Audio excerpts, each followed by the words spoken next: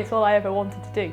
It's that simple. When I was a little girl, I used to get Lego sets, and I'm old enough that the sets were houses. That's what you bought girls. And I would try and turn them into space rockets, but I never had enough roof tiles to be heat shields. I only ever wanted to play with aeroplanes, and I don't know where it came from. My mum and dad were artists, but I just loved aeroplanes from being absolutely tiny, and my dad kept thinking it was something I'd grow out of, right to the point where I graduated with an aeronautical engineering degree. And then he thought maybe I wasn't going to grow out of this. And I ended up going to work as an aeronautical engineer, and I literally achieved all of my dreams by the age of 24. All those things you never dare hope you might achieve. At 24, I'd done them, and I was lucky enough to start a PhD because I'd become really interested in why people get information overload. When do they start to miss what they're looking for? And that was something called Bayesian belief networks. And literally overnight, I found something that just grabbed me even more than aeroplanes.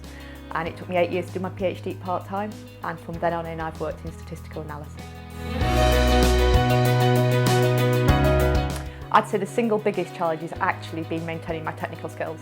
I really didn't have any desire to go into project management, and I know lots of women who are brilliant project managers, but I wanted to stay technical. And actually going through career breaks when I had my children and when I set up my own business in particular, maintaining my technical skills in maths and in coding was incredibly hard and has taken quite a lot of different approaches to make sure we stay up to date.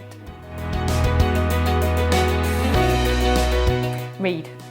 It is the single biggest thing you can do, and I say that to any woman who wants to work in STEM. Go and read. Read widely and read as much as you can.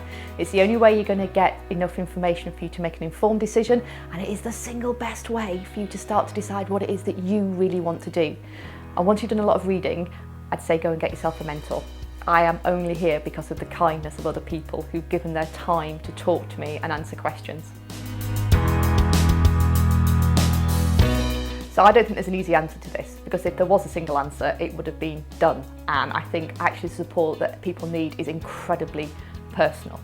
So I would say the biggest single thing that would have helped me when I started my business was having a network to go to, was having other people to go and talk to for advice. Setting up a business, whether you're male or female, is the most lonely thing you can possibly do.